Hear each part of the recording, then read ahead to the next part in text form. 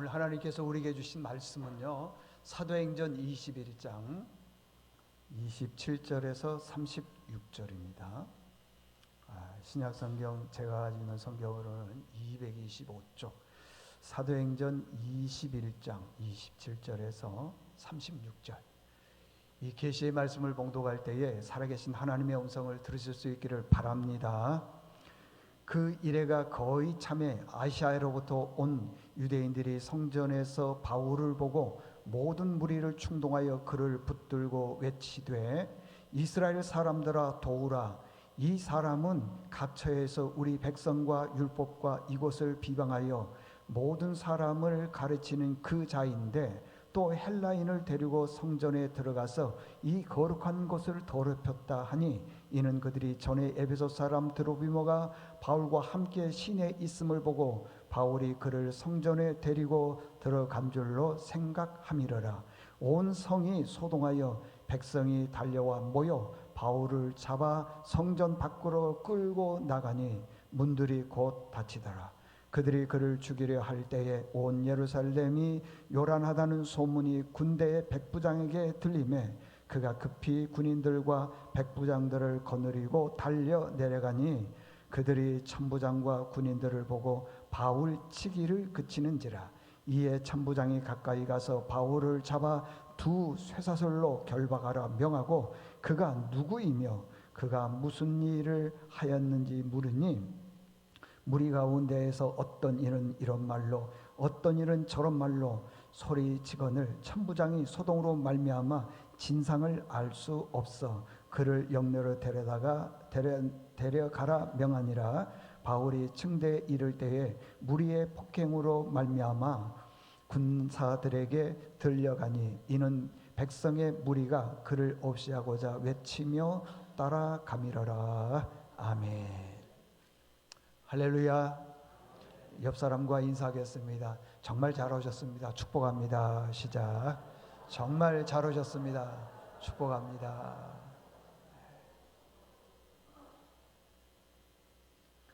오늘은 비싼 옷을 입어도 어울리지 않는 사람, 이런 제목으로 말씀을 전하겠습니다. 이 성공하는 사람들을 분석해 보게 되면요, 뜨거운 열정이 있습니다.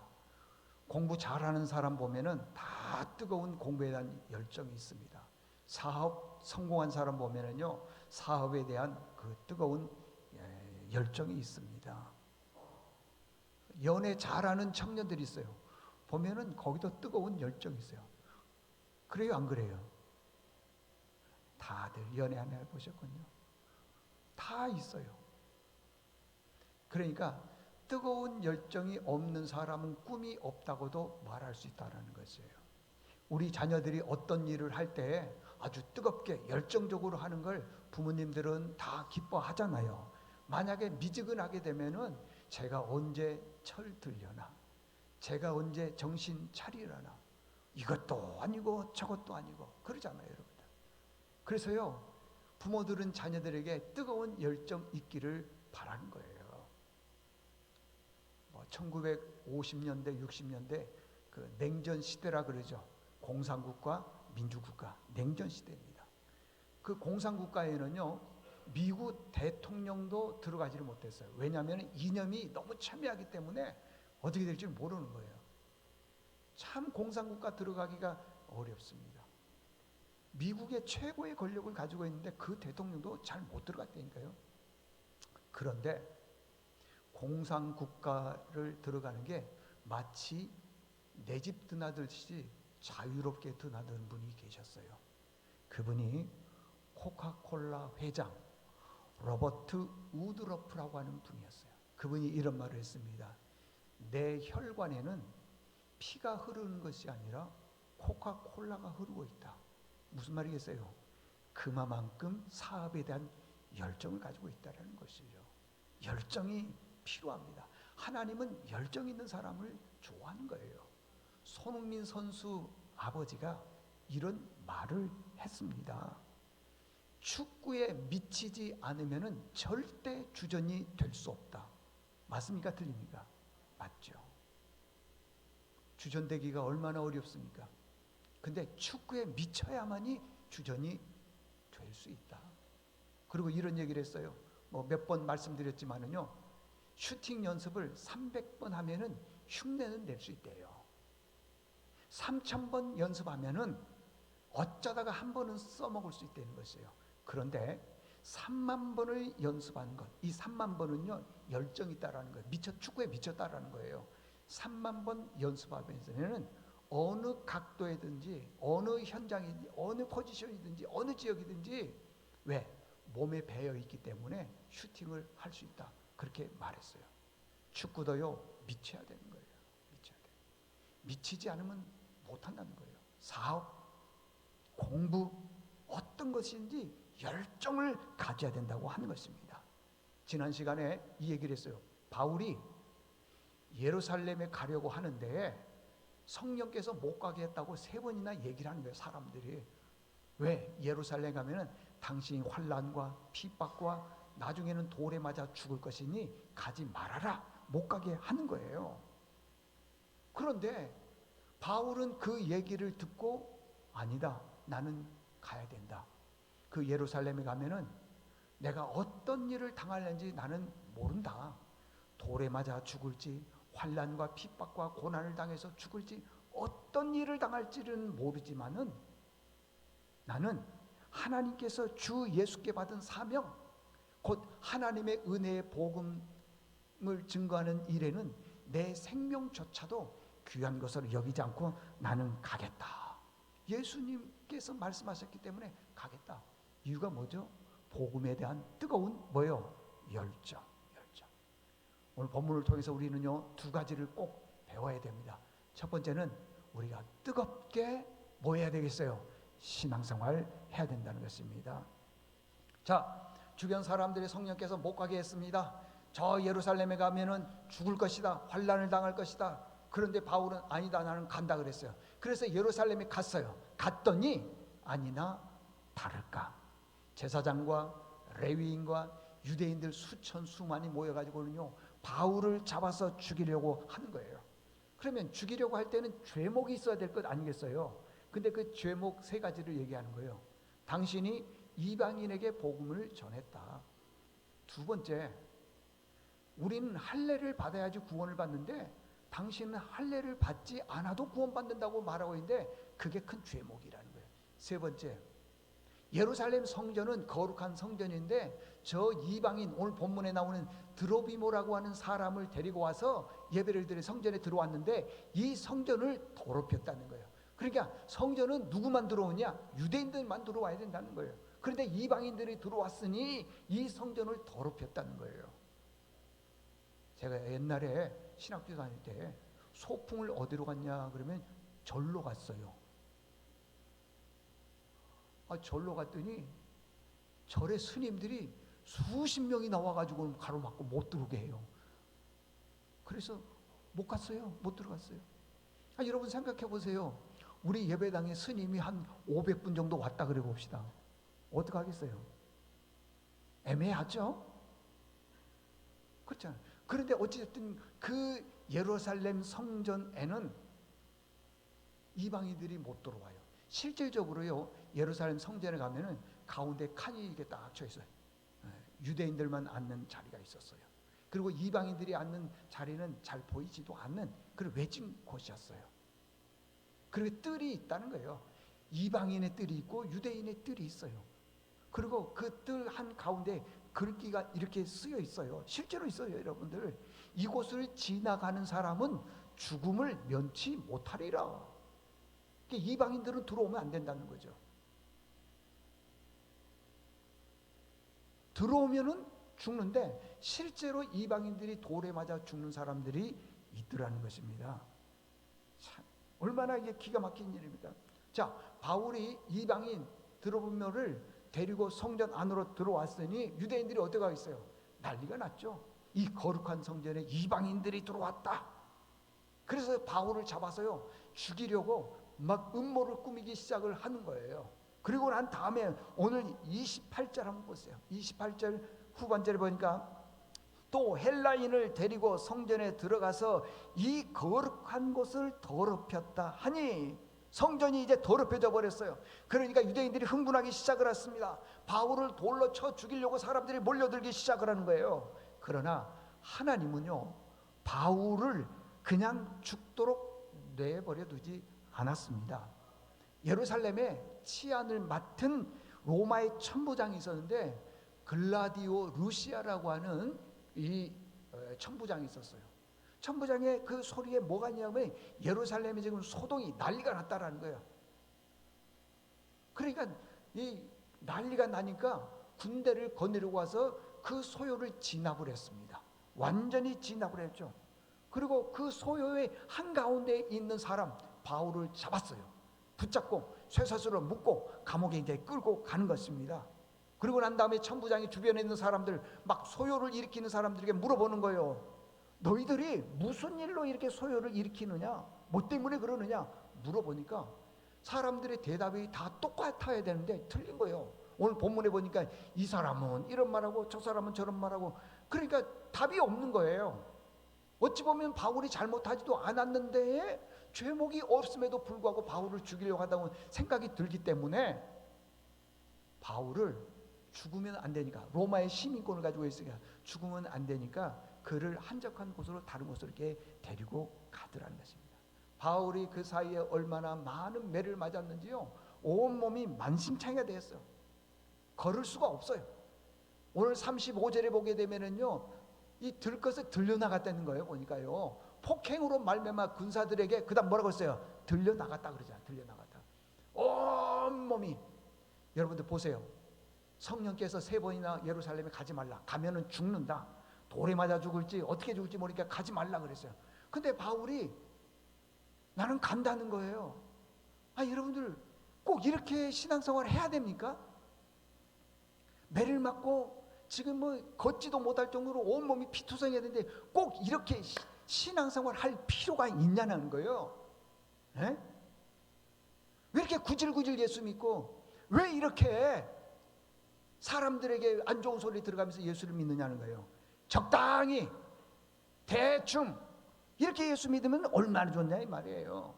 그러면은 예루살렘에 안 가도 되고, 그럼 매 안 맞아도 되고, 아무 문제가 없이 그냥 편안하게 살 텐데, 지금 꼭 여러분들처럼 대충 믿다가 죽으면 뭐 천국 있으면 가는 거고 없으면 안 가는 거지 뭐. 그런 생각 안 듭니까? 그렇건데 왜 이렇게 그냥 구질구질하게 예수 믿어가지고 결국에는 매 맞고 들것에 실려가고 그러냐 이 말이에요. 얼마나 많이 매들 맞는지요. 여러분, 신앙생활 하는데 보면요, 두 부류의 사람이 있습니다. 어떤 사람은 정말 열심히 신앙생활, 하나님이 기뻐하시는 삶, 어찌됐든 최선을 다해서, 완벽한은 아니지만은 예배 생활하고 기도 생활하고 충성하고 헌신하고 열심히 신앙생활 하는 분들이 있어요. 보면은요, 누군가가 아프다 그러면요, 그분을 위해서 중보기 들어죠. 좋은 일 있으면 꼭 내가 좋은 일 생긴 것처럼요, 그분을 위해서 자꾸만 축복해주고 참 기쁘게 신앙생활 하는 사람들이 있는가 반면에, 어떤 사람들은요 아무 관심 없어요. 교회는 나왔지만은 믿음이 없는 분들이 있어요. 직분은 있지만은 믿음이 없는 분들이 있어요. 예배도, 교회에서 어떤 행사를 해도 아무 관심 없어. 1시간 예배 드리면 그걸로 그냥 완벽하게 신앙생활 하는 것처럼 생각해서 가는 사람들이 있어요. 아무리 설교를 해도 들리지도 않아. 그렇게 신앙생활 하는 분들이 있어요. 그런 분들은요, 내 집에, 내 가정에, 내 삶에, 아니면 내 자녀에게, 내 직장, 내 사업장에 어떤 큰 문제가 생겼을 때 교회에서 기도 안 해줬다 그렇게 불평하는 사람들도 있어요. 누가 아프거나 누가 뭐하거나 관심 없어요. 그냥 내 일에만 관심이 있는 거예요. 그냥 내 자녀에게만 관심 있고 내 직장과 사업장에만 관심이 있는 거예요. 누구가 아프다, 누가 무슨 일, 애경사, 결혼이 있다, 뭐 또 장례가 있다, 관심 없어요. 그러다가 내 가정에 누가 아프거나 그러면 그때 기도 부탁하는 거예요. 기도 좀 해주세요. 그거 옳지 않다고 하는 것입니다. 여러분, 나이가 들면요, 몸이 따라주지를 않습니다. 몸이 하고 싶은데 몸이 따라주지를 않아요. 그래서요, 나이가 들면 우리가 할 수 있는 일이 많을 것처럼 보이지만은 별로 없습니다, 여러분들. 찬송도요, 자꾸 음이 플래시돼 떨어져. 기도도 잘 안 되고요. 여러분, 나이 들면은요, 참 좋아할 사람도 없어. 희한하죠? 좋아할 사람이 없어요, 여러분. 미운 사람도 없어. 나이가 들면은요, 갈 곳이 많을 것처럼 보이지만은요, 이게 또 차별이라고 그래야 되나? 이제는 거기도 못 가죠. 탑골공원 외에는 갈 곳이 없어. 없어. 기다려 주는 사람도 없고. 나이가 들면은요, 참 음식을 먹어도 젊었을 때 그렇게 맛있게 먹었던 그 맛이 점점 약해져 가요. 기억력 잘 몰라요. 가물가물합니다. 마음대로 되는 게 없어요. 옛날에는 나를 따르는 사람도 있고 존경해 주는 사람도 있고, 근데요, 존중해 주는 사람이 나이 들면은 없어요. 참 이게 비참하네요. 참 이게요, 서러운 거예요. 나이 들어서 열심히 신앙생활 한다고요? 아니요, 여러분들, 그렇지 않습니다. 절대 그렇지 않습니다. 예수님께서요, 요한계시록 3장 16절에 보니까 내가 이같이 미지근하여 뜨겁지도 아니하고 차지도 아니하니 내 입에서 너를 토하여 버리리라 그랬어요. 토하여 버린다 그랬어요. 이게 무슨 말이겠어요, 여러분? 하나님께서 우리에게 열심히 신앙생활하는 거예요. 말씀하시는 거예요. 교인 중에 한 분이 60대 한 중반 됐겠나요? 나이 드는 게 막 우라통이 터진다. 우라통이. 나이 드는 게. 여기 우라통 터지신 분 계세요? 아직도 젊습니다. 열심히 신앙생활 했으면 좋겠어요. 이제는요, 세상에 있는 그런 것들을 조금씩 줄이고 예배생활, 또 우리가 교회에서 어떤 행사를 할 때 거기에 좀 참여를 했으면 좋겠다 생각이 듭니다. 한 번 예배를 잃어버리면 회복이 어려워요. 마귀가 가만 놔두지 않습니다. 놔두지 않아요. 오후 예배 한 번만 빠져보세요. 한두 번만 빠져 못 드려. 그렇게 편하거든요. 편해. 안 됩니다. 여러분들 오늘 첫 번째 주신 메시지, 뜨겁게 열심히 신앙생활, 그렇게 할 수 있기를 바랍니다. 마지막 두 번째는 뭐냐 그러면요, 고난이 왔어요. 근데 이렇게 뜨겁게 신앙생활 하는 사람들은 고난을 두려워하지 않는다는 거예요. 자, 오늘 본문에 보니까요, 바울이 매를 얼마나 많이 맞았는지 걷지를 못하는 거예요. 그래서 군인들이 들것을 가지고 나가는 거예요. 35절 띄워주세요. 바울이 층대에 이를 때 무리의 폭행으로 말미암아 군사들에게 어떻게 했다 그랬어요? 들려나갔다. 바울의 제목이 뭐죠? 세 가지예요. 이방인들에게 복음을 전하는 것이고, 두 번째는 할례 안 받아도 구원받는다, 이것 때문이었고요. 세 번째는 거룩한 성전에 이방인이 들어왔다, 그래서 거룩한 성전을 더럽혔다. 이 세 가지예요. 세 가지. 근데요, 몰라서 그랬죠. 사도행전 15장에서요 예루살렘 공의회가 열렸어요. 큰 회의가 열렸어요. 지난주에 우리 장로교 총회가 열렸습니다. 영락교에서 열렸어요. 거기서 모든 것들을 다 결정을 하는 거예요. 이게 총회가 공의회하고 똑같은 거예요. 공의회가 열렸는데 이 세 가지 내용, 이방인들에게 복음을 전해도 된다, 할례 안 받아도 구원 받을 수 있다, 성전에는 이방인도 들어갈 수 있다, 다 얘기가 된 거예요. 다 얘기가. 그런데 바울을 지금 잡아서 죽이려고 하는 이유는 뭐냐? 이 세 가지 때문이라는 거예요. 그럼 바울 입장에서 봤을 때 얼마나 억울해요. 안 그래요? 다 해결이 된 건데 그것 때문에 죄목을 뒤집으셔서 돌로 쳐서 죽이려고 그러니 얼마나 속상하겠냐고요. 하나님, 내가 왜 이렇게 억울하게 살아가야 됩니까? 나에게 왜 이렇게 환난을 줍니까? 내가 왜 이렇게 신앙생활 꼭 해야 됩니까? 나도 적당히 신앙생활하고 싶고, 나도 일주일에 한 번 나와서 예배 드리고 싶고, 나도 대충 예수 믿고 나 천국 가고 싶은데 나를 왜 이렇게 합니까? 그러지 않았다는 거예요. 바울은요, 그러한 고난을 스펀지가 물을 쑥쑥 빨아듯이 고난을 그렇게 받아들였다는 거예요. 그래서 고난을 두려워하지를 않았다라는 것입니다. 여러분, 시편 68편에 보게 되면은 우리 인생이 내 마음대로 안 된다는 거예요. 시편 68편에 보니까 우리가 아무리 힘쓰고 애를 써도 우리가 되는 게 있고 안 되는 게 있는데, 되는 건 10%도 안 돼요.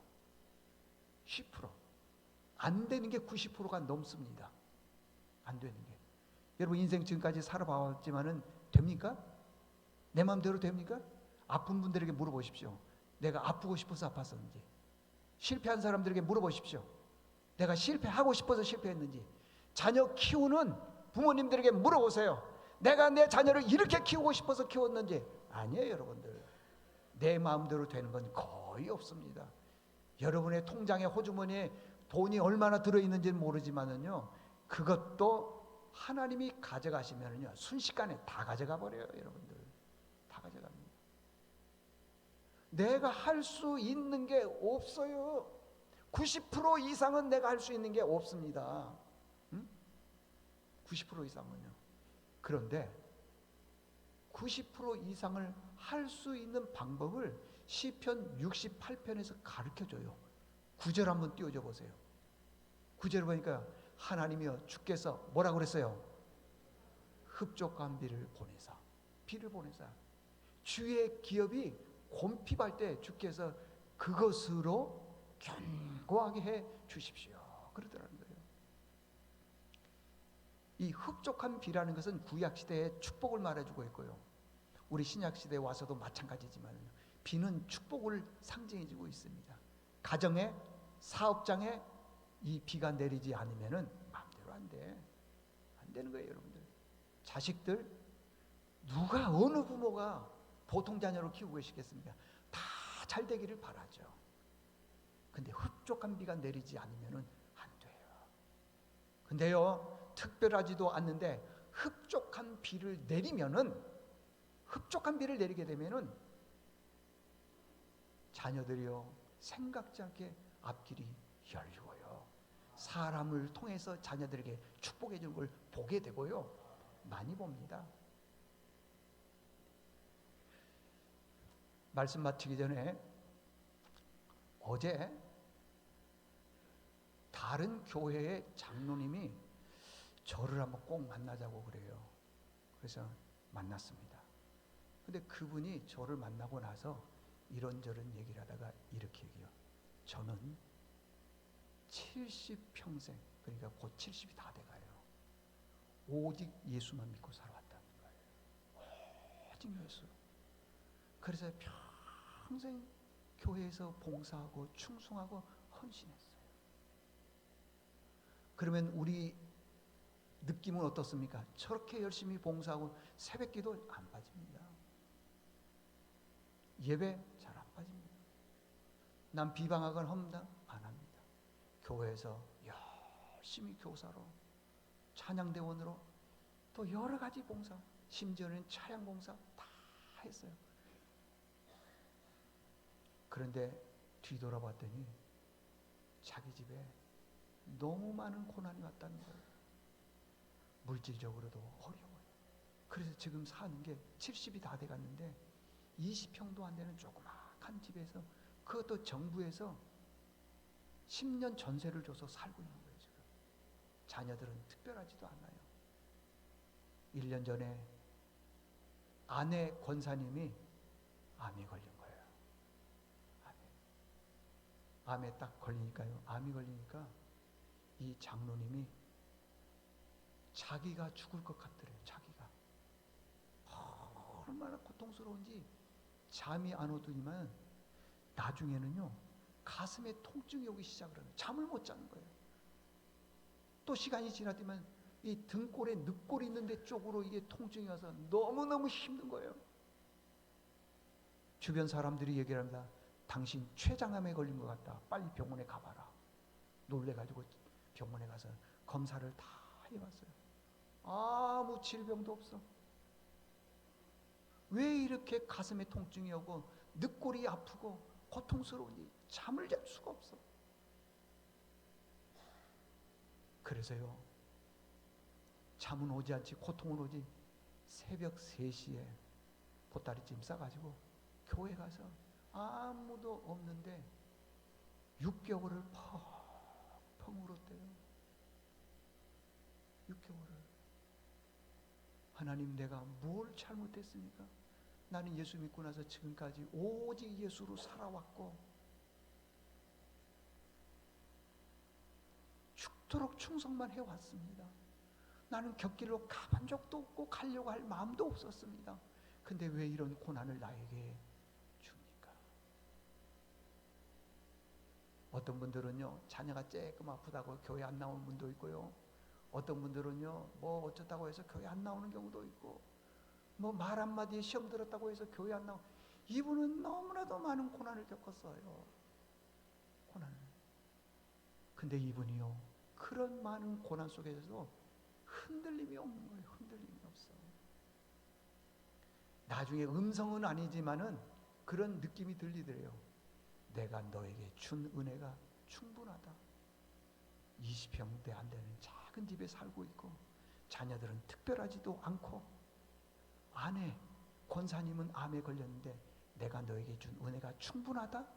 여러분들 그 동의하시겠어요? 믿음 없는 분들은 교회 안 나올 가능성이 높습니다. 어제 저하고 식사를 하면서 그런 얘기를 하는데, 그분이 밥을 먹다 말고 또 울어요. 울어. 운 이유가 뭐냐? 그래도 나는 아무것도 없지만, 가진 것이 없지만, 자녀들이 특별히 잘된 것도 없지만은, 이 고난을 통해서 내가 깨달을 수 있는 은혜 주신 것 감사하다고 울더라고요. 나는 문제가 해결된 줄 알았어요. 나는 잘된 줄 알았어요. 그러면서 얘기하기를, 네가 그렇게 열심히 살아왔지만은, 자기 스스로 그렇게 체험하는 거야. 본인이 생각하기에 고집이 너무 셌다는 거예요. 고집이.